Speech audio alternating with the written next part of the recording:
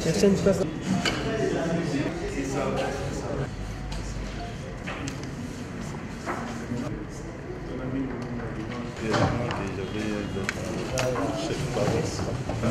S'il vous plaît. Non, c'est bon.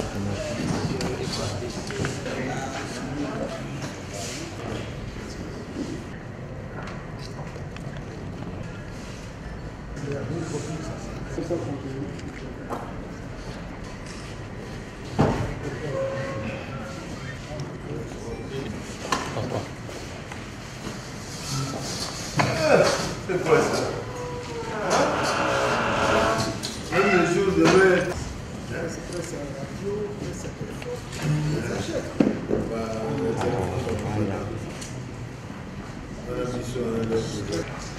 On va vous rappeler rapidement, on ne va pas tout donner.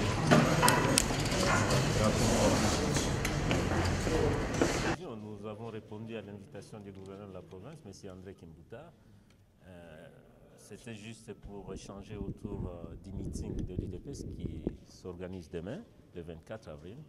Et nous sommes quand même heureux d'une chose, que notre requête a rencontré l'assentiment du gouverneur. Et là, nous avons plus parlé sur les aspects sécuritaires, comment sécuriser le meeting de demain. Et je crois que c'est de ça que nous avons parlé. Demain, est-ce qu'il y aura un meeting de l'UDPS? Nous en profitons pour demander à la population quinoise de venir massivement assister à ces meetings, une démonstration de force, surtout que c'est une date historique. On n'a pas retenu cette date, par hasard, parce que tout le monde le sait, le 24 avril, c'était le jour où le pays a été démocratisé par le régime Mobutu. Non, le thème du meeting, je ne sais pas vous le dire ici, parce que nous disons que c'est la première sortie du président élu récemment, M. Félix Tshisekedi. Et là, je préfère que la population se déplace massivement pour écouter justement la quintessence de ce meeting de demain. Est-ce que le gouverneur de la province vous a garanti concernant la sécurisation de ces meetings? Comment vous êtes entendu pour encadrer Non, mais vous savez, d'abord, l'UDPS est suffisamment organisé. Nous avons un service de sécurité qui sera là, mais il y a aussi la sécurité au niveau de la police, l'armée.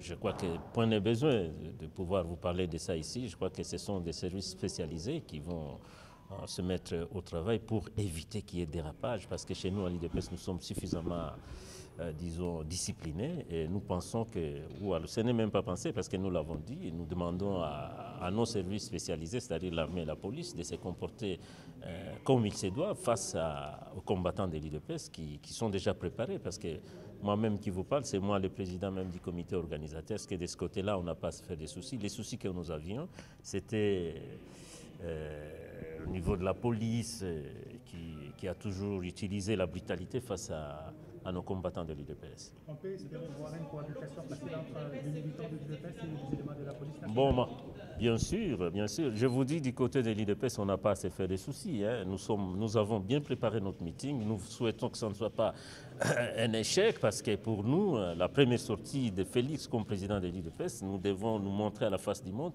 que nous sommes prêts à aller vers l'alternance. Surtout, nous l'avions dit même à Kimbouta, nous préparons des gens qui vont les remplacer ici, alors nous devons nous comporter en conséquence. Est-ce que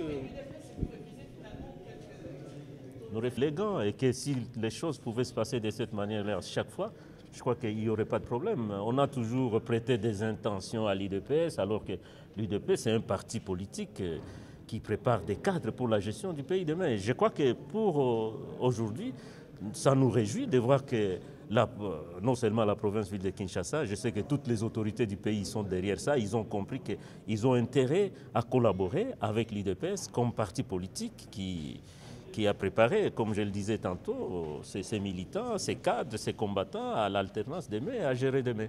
la trêve est déjà en cours? Mais justement, tout ça, ça entre en ligne de compte. Vous avez la trêve avec les communiqués que nous avons signés dernièrement. La trêve, nous sommes obligés de la respecter, mais bien entendu, nous sommes un parti politique de l'opposition. On ne peut pas quand même nous museler.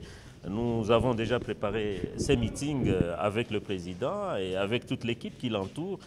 c'est qu'on n'a pas à se faire des soucis, on n'a pas à s'inquiéter quant à ça.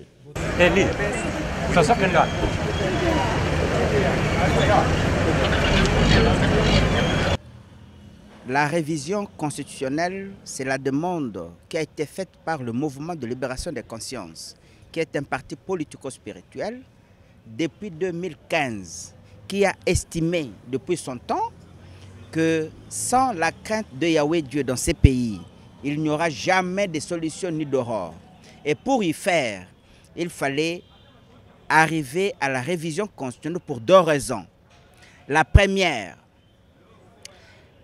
instituer dans la constitution de la RDC le mécanisme d'une présidence collégiale devant protéger le président en exercice. Je vous donne un cas très simple. Lorsque vous avez un collège de présidents de la République, un président avec 4 vice-présidents élus dans les territoires linguistiques, c'est-à-dire vous avez un président issu de l'Ubaphone, de Swahiliphone, de Congolophone, de Bangalaphone, ce président ne sera pas victime de tout ce qu'il y a comme suspicion sur le plan national. On ne va pas l'accuser d'abord sur le plan interne. Sur le plan extérieur, il ne sera pas victime de menaces des impérialistes. Et à cela, on a ajouté en son temps, il faudrait que dans ces systèmes-là, le président soit protégé par le Sénat. Il ne peut prendre des décisions pour spolier nos minéraux que lorsque le Sénat a donné le quitus. Vous voyez, ce serait un mécanisme, une procédure très lourde pour qu'un président de la République en RDC se voie menacé par une arme de donner ou de mourir. De un. De deux, nous avons un sérieux problème dans ce pays. Le problème phénomène Kuluna. Mais aujourd'hui, c'est pratiquement généralisé. Mais il faut instituer un mécanisme constitutionnel qui va rééduquer le peuple. Le cas Kuluna.